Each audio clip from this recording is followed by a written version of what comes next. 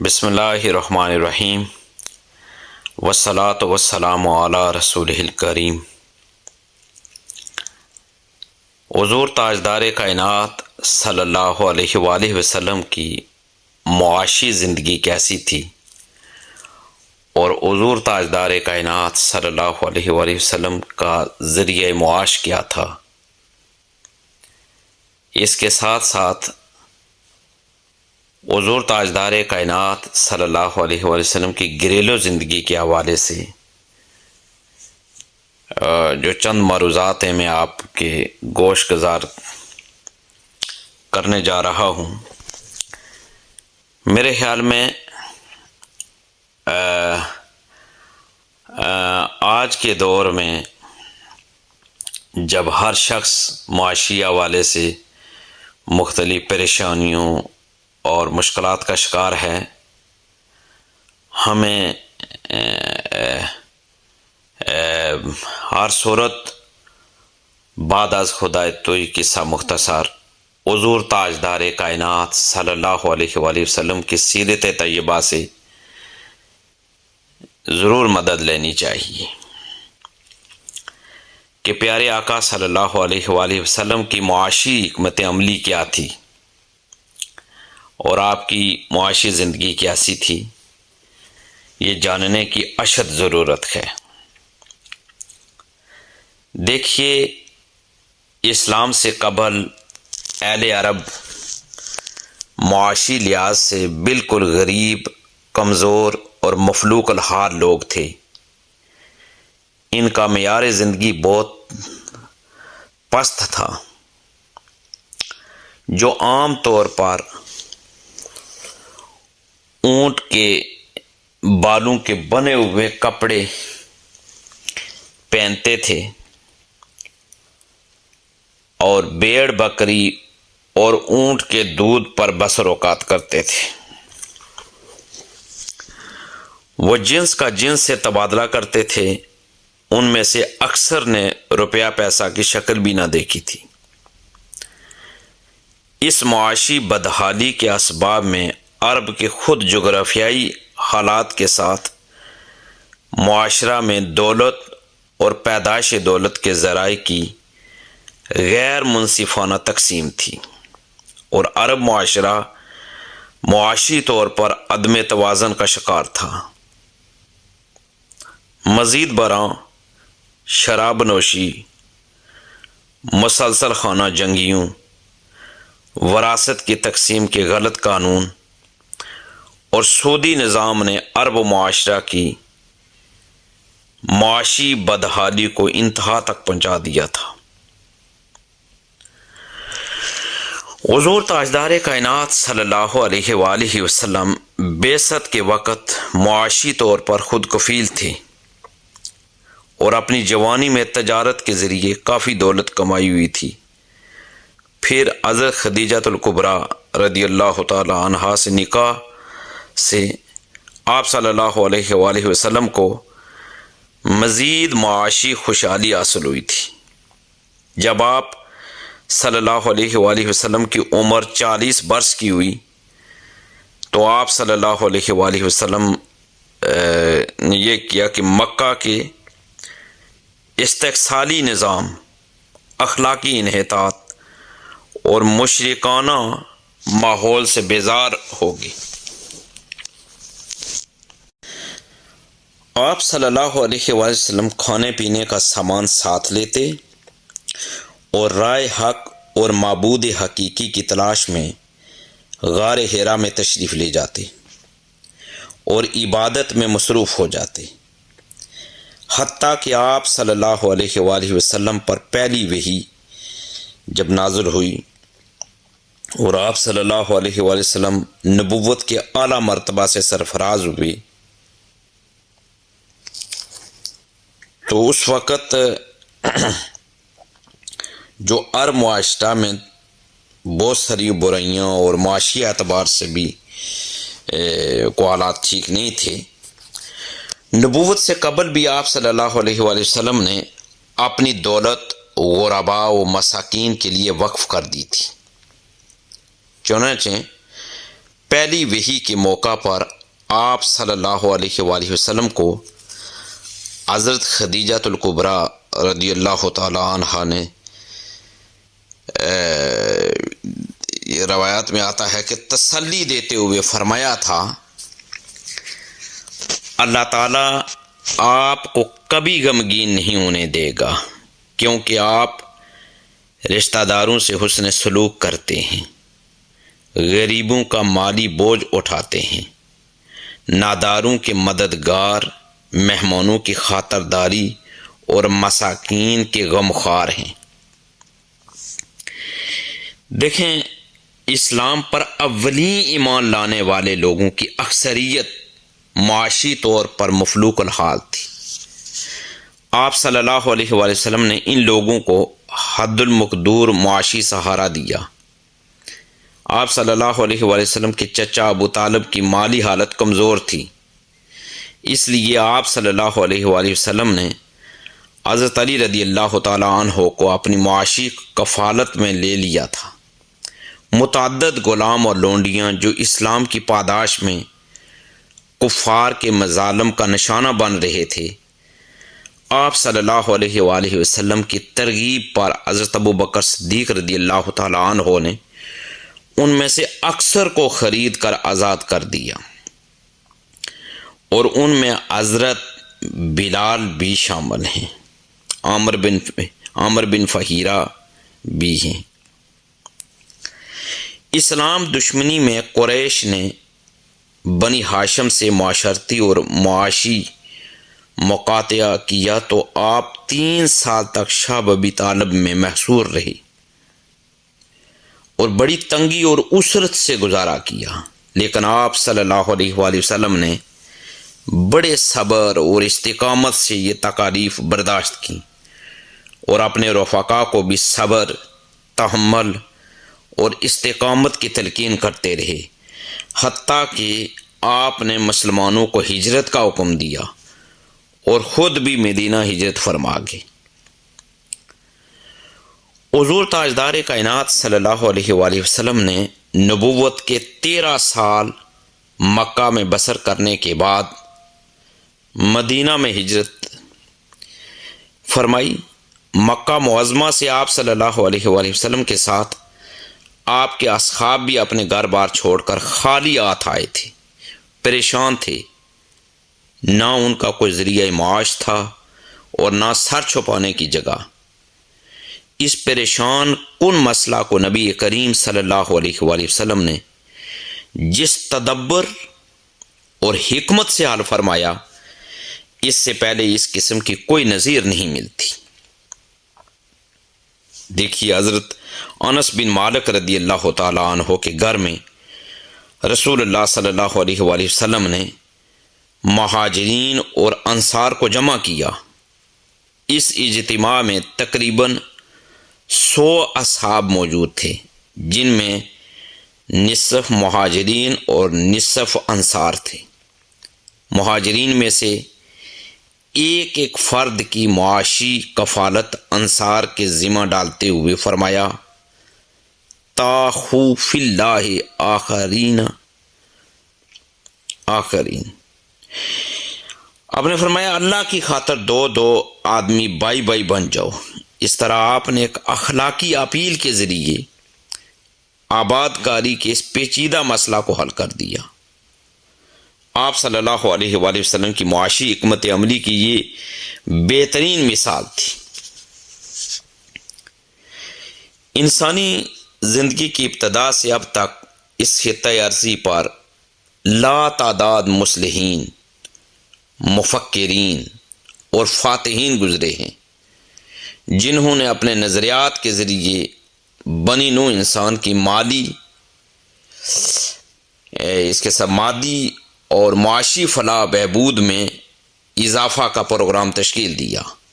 افلاطون، ارسطو سے لے کر دور حاضر کے کارل مارکس اور لینن تک سب نے انسانی مصائب و تکالیف کے مداوع کے لیے خوشکن نظریات اور نئے منشور پیش کیے، لیکن ان میں سے اکثر کے منشور مظلوم طبقات کے مسائل کو حل نہ کر سکے، کیونکہ ان لوگوں نے جو نظریات پیش کیے تھے وہ خود بھی ان پر عمل پیرا نہ ہو سکے۔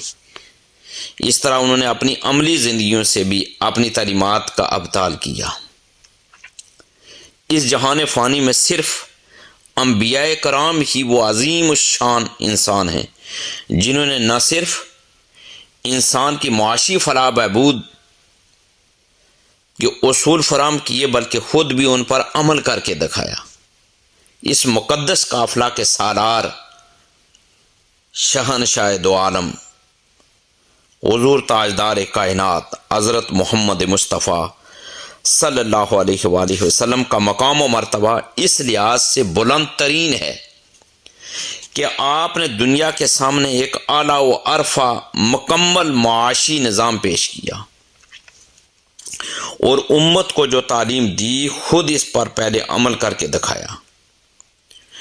شاہ لولاک صلی اللہ علیہ وآلہ وسلم کی 63 سالہ زندگی ہر قسم کے تکلف سے پاک، سادگی، درویشی اور فقر کا بہترین نمونہ تھی، لیکن یہ فقر اضطراری نہیں تھا بلکہ اختیاری تھا، جو ایک مسلمان حکمران کا اسوہ حسنہ ہے۔ مسند احمد بن حنبل اور ترمذی میں حضرت ابو امامہ سے روایت ہے کہ رسول اللہ صلی اللہ علیہ وآلہ وسلم نے فرمایا، میرے پروردگار نے مجھے فرمایا کہ آپ کے لیے مکہ کے پہاڑوں کو سونا بنا دیا جائے گا۔ میں نے کہا، نہیں اے میرے پروردگار، میں تو چاہتا ہوں کہ ایک دن بھوکا رہوں اور تجھ کو یاد کروں، اور جس دن سیر ہو کر کھاؤں تیری تعریف کروں اور تیرا شکر کروں۔ دیکھیے، مکی زندگی کا کٹھن اور پر مصائب دور ہو یا مدنی زندگی کی خوشحالی و فراوانی، حضور تاجدار کائنات صلی اللہ علیہ وآلہ وسلم کی زندگی میں وہی سادگی اور درویشی رہی۔ پورے عرب کی دولت دارالخلافہ مدینہ میں جمع ہو چکی تھی، اور ڈاکٹر حمید اللہ کی تحقیق کے مطابق آپ صلی اللہ علیہ وآلہ وسلم کی زندگی میں ہی 10 لاکھ سے زیادہ مربع میل کا رقبہ آپ صلی اللہ علیہ وآلہ وسلم کے زیر اقتدار آ چکا تھا،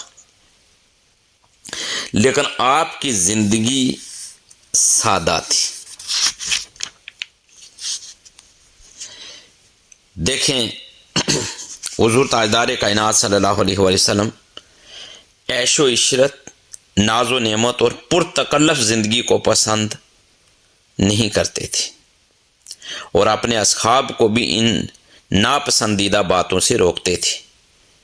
آپ صلی اللہ علیہ وآلہ وسلم فرمایا کرتے تھے کہ گھر میں ایک بستر اپنے لیے، ایک بیوی کے لیے اور ایک مہمان کے لیے کافی ہے، چوتھا شیطان کا حصہ ہے۔ آپ صلی اللہ علیہ وآلہ وسلم کا بستر نہایت سادہ ہوتا تھا۔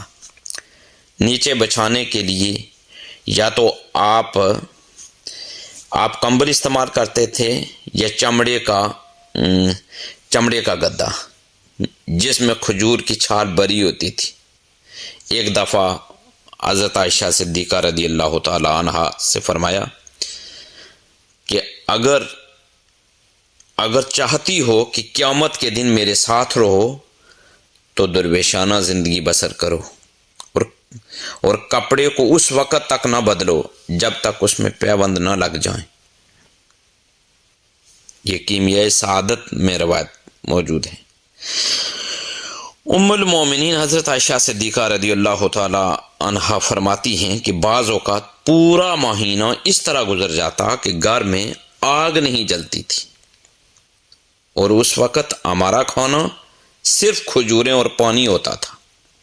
سرکار دو عالم صلی اللہ علیہ وآلہ وسلم نے پرتکلف کھانوں سے ہمیشہ پرہیز کیا ہے، حتیٰ کہ معمولی اور سادہ غذا بھی کم استعمال کی، اور بخاری میں حضرت عائشہ صدیقہ رضی اللہ تعالی عنہا کے یہ الفاظ ملتے ہیں کہ آل محمد صلی اللہ علیہ وآلہ وسلم نے پے در پے 2 دن جو کی روٹی سے پیٹ نہیں بھرا، یہاں تک کہ رسول اللہ صلی اللہ علیہ وآلہ وسلم انتقال فرما گئے۔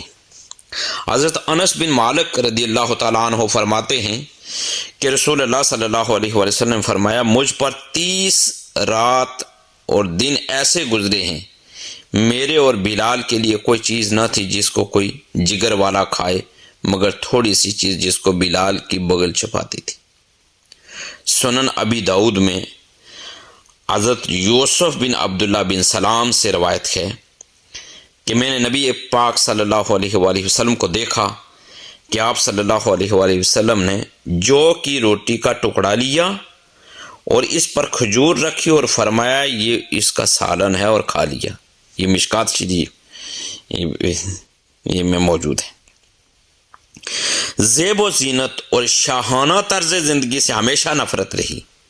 آپ کے لباس یعنی کمبلی اور تہبند کی مجموعی قیمت 10 درہم تھی، کبھی زیادہ نہ ہوتی تھی۔ اس پر بھی کئی پیوند لگے ہوتے تھے۔ لباس میں نمائش سخت ناپسند تھی اور سامان نمائش سے قدرتی طور پر طبی طور پر نفرت تھی آپ کو۔ حضرت حسین فرماتے ہیں کہ حضور صلی اللہ علیہ وآلہ وسلم کے گھر کی تمام چھتوں تک ہاتھ پہنچتا تھا، یعنی وہ زیادہ بلند نہ ہوتی تھی۔ مسجد نبوی سے متصل آپ صلی اللہ علیہ وآلہ وسلم نے ازواج مطہرات کے لیے حجرات بنائے۔ یہ حجرات کچی اینٹوں کے بنے ہوئے تھے۔ تمام حجرے 6 ہاتھ چوڑے اور 10 ہاتھ لمبے تھے، اور چھت اتنی اونچی تھی کہ آدمی کھڑا ہو کر چھت کو چھو سکتا تھا۔ حضرت عبداللہ ابن مسعود رضی اللہ تعالیٰ عنہ فرماتے ہیں کہ رسول اللہ صلی اللہ علیہ وآلہ وسلم ایک بوریا پر سوئے ہوئے تھے اور پھر اٹھے، اور اس کے نشانات کا اثر آپ صلی اللہ علیہ وآلہ وسلم کے جسم اطہر پر، جسم مبارک پر تھا۔ حضرت عبداللہ ابن مسعود رضی اللہ تعالیٰ عنہ نے عرض کیا، حضرت اگر آپ حکم دیں تو ہم آپ کے لیے بستر بچھا دیں۔ آپ صلی اللہ علیہ وآلہ وسلم نے فرمایا کہ میرا دنیا سے کیا تعلق؟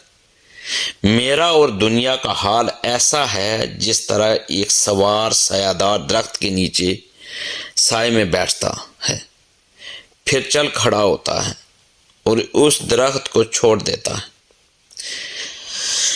دیکھیے بخاری و مسلم میں حضرت عائشہ صدیقہ رضی اللہ تعالی عنہا سے روایت ہے کہ رسول اللہ صلی اللہ علیہ وآلہ وسلم کا بستر جس پر آپ سوتے تھے چمڑے کا تھا، جس میں کھجور کا پوست بھرا ہوا تھا۔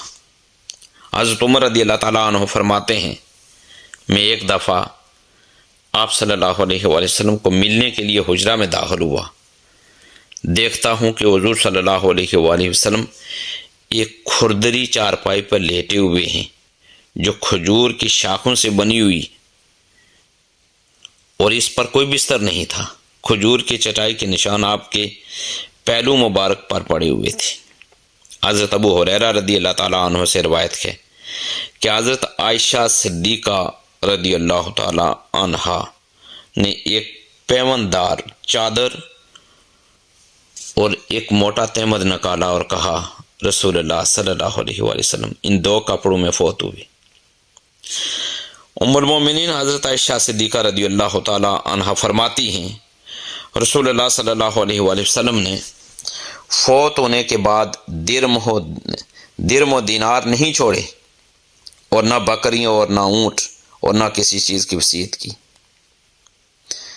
میجر لیونارڈ لکھتا ہے، اگر کبھی کسی انسان نے اپنی زندگی خدا کے لیے ایک اچھے اور پاکیزہ جذبے کے تحت مکمل سادگی سے بسر کی ہے تو یقینی طور پر وہ انسان پیغمبر عربی ہیں۔ یاد رکھیں، الغرض آپ صلی اللہ علیہ وآلہ وسلم نے سادگی اور اسرت کی جگہ جو آپ کی زندگی تھی وہ سادگی اور اسرت کی زندگی جو تھی وہ آپ نے بارضا و رغبت اختیار کر رکھی تھی۔ آپ نے ایک مسلمان حکمران کو سادہ زندگی کا بہترین نمونہ پیش کیا۔ لقد کان لکم فی رسول اللہ اسوۃ حسن، اور بقول امام احمد رضا خان بریلوی رحمۃ اللہ علیہ، کل جہاں ملک اور جو کی روٹی، اس شکم کی قناعت پہ لاکھوں سلام۔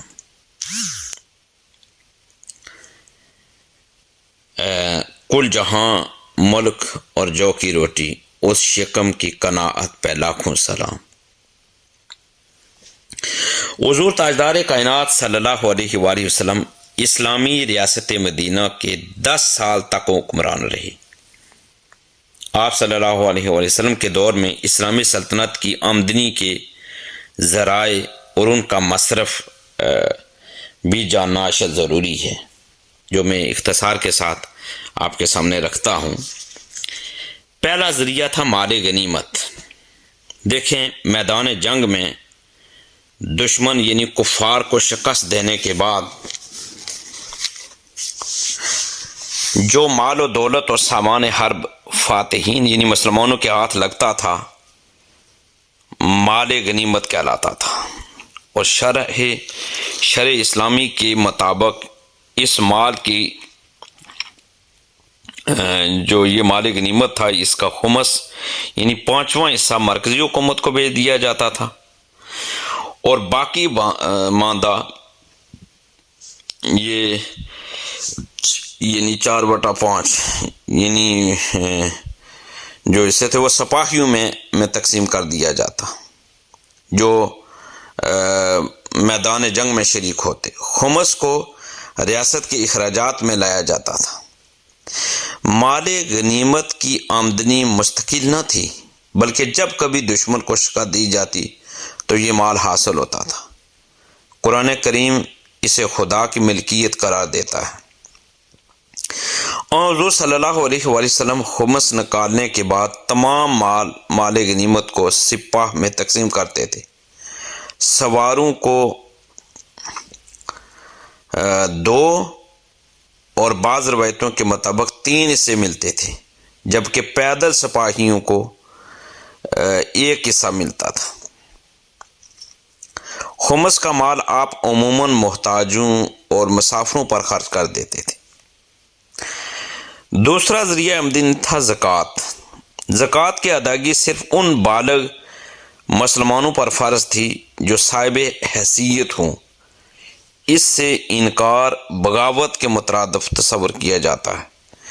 اس کا اطلاق ہر مال و دولت، نقدی، سامان تجارت، مویشیوں یا چھوٹے چوپائیوں اور پھلدار اور دیگر زرعی پیداوار پر ہوتا تھا، بشرطے کہ ان کی مقدار ایک خاص حد یا نصاب سے زائد ہو اور وہ ادا کنندہ کی ملکیت میں مکمل 1 سال تک رہے۔ 200 درم چاندی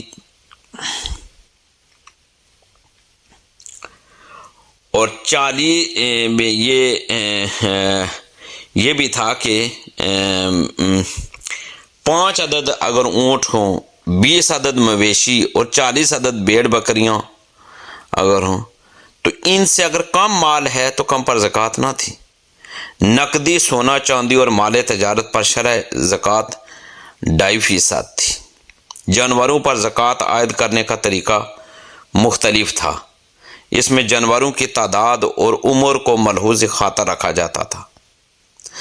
مصارف زکوٰۃ میں زکوٰۃ کے وصول کرنے والے عمال کی تنخواہ اور وصولی اور تقسیم کے دیگر اخراجات ادا کرنے کے بعد فقیروں، مسکینوں، مقروضوں، مسافروں اور نو مسلموں کی امداد بھی شامل تھی۔ زکوٰۃ کا نظام امت مسلمہ کے افراد میں قانون الہی کی پیروی کے ساتھ ساتھ سخاوت اور اثار و قربانی کے جذبات کی نشوونما کرتا ہے۔ اس کے برعکس دنیاوی مال و دولت کی بے جا محبت، بخیلی اور خود غرضی کے جذبات کی بھی نفی کرتا ہے۔ چونکہ زکوٰۃ کی نوعیت ایک مذہبی فریضہ کی ہے، اس لیے اسلامی ریاست کے غیر مسلم باشندے اس کی ادائیگی سے مستثنیٰ ہیں۔ تیسرا جو ذریعہ تھا وہ عشر تھا۔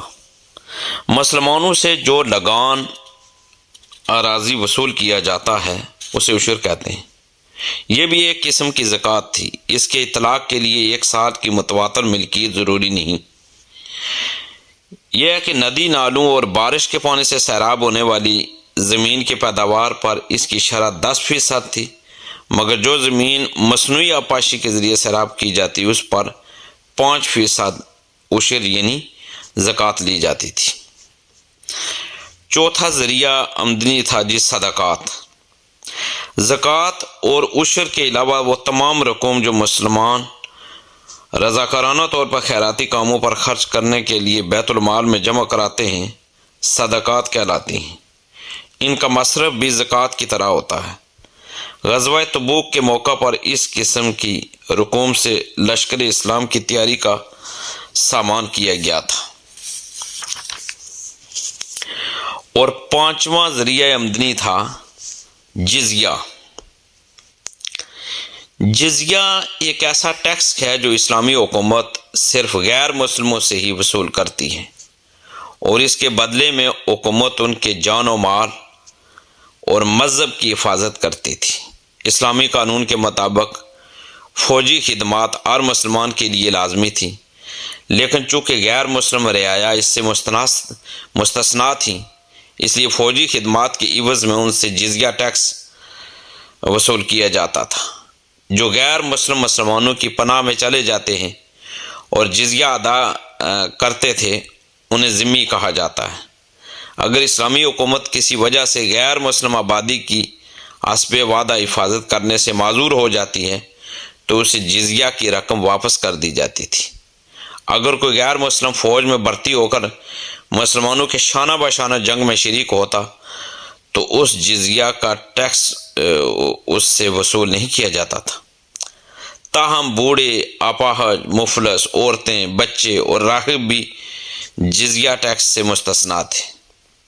غیر مسلم جنگی خدمات کے عوض معمولی سی رقم جزیہ کے طور پر بخوشی ادا کرتے تھے اور اس کی ادائیگی کو عار نہیں سمجھتے تھے، کیونکہ اس کی ادائیگی سے وہ ہر نوع کے اندرونی اور بیرونی خطروں سے محفوظ ہو جاتے تھے۔ لیکن بعض غیر مسلم مورخین نے محض مذہبی تعصب کی وجہ سے اور مسلمانوں کو بدنام کرنے کی غرض سے جانبدارانہ تنقید کی ہے اور یہ ثابت کرنے کی کوشش کی ہے کہ جزیہ ایک مذہبی ٹیکس ہے جو مسلمان غیر مسلموں سے وصول کرتے ہیں۔ انہوں نے جزیہ ٹیکس کو اسلامی عدل و مساوات کے اصول کے منافی قرار دیا ہے، حالانکہ حقیقت اس کے بالکل برعکس ہے، کیونکہ جزیہ کی ایک ادنا سی رقم ادا کر کے ذمی یعنی غیر مسلم نہ صرف اپنی جان و مال کی حفاظت کے بارے میں مطمئن ہو جاتے ہیں بلکہ وہ زکوٰۃ کی ادائیگی سے بھی مستثنا ہو جاتے تھے جو مسلمانوں پر فرض تھی۔ حالانکہ زکوٰۃ کی ادائیگی کے باوجود فوجی خدمت مسلمانوں کے لیے لازمی تھی۔ مزید برآں یہ کوئی نیا ٹیکس نہیں تھا جسے مسلمانوں نے ایجاد کیا ہو، بلکہ ایرانیوں کے ہاں بھی یہ ٹیکس عائد تھا اور رومی اسے بڑی جو آپ کہہ سکتے ہیں کہ یہ رومی اسے جو نا یہ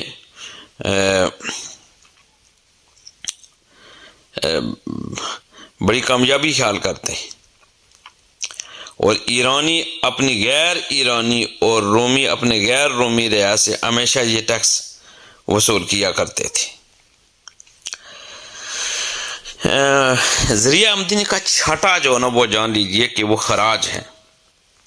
غیر مسلم رعایا سے جو لگان اراضی وصول کیا ہوتا تھا اسے خراج کہتے تھے۔ خراج کی شرح کل پیداوار کا 1/2 حصہ تھی۔ خیبر فتح ہوا تو دستور وقت کے مطابق یہودیوں نے تمام زرعی زمینوں پر فاتح یعنی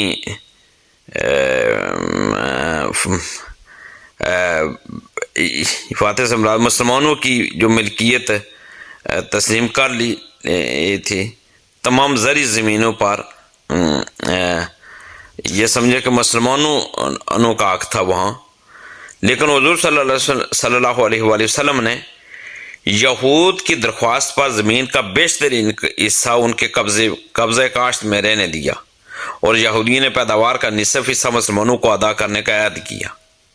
حضور صلی اللہ علیہ وسلم نے خراج کے تخمینے اور اس کی وصولی پر عبداللہ بن رواحہ کو مامور کیا، جو ہر سال خیبر جاتے اور پیداوار کا نصف حصہ وصول کر کے لاتے۔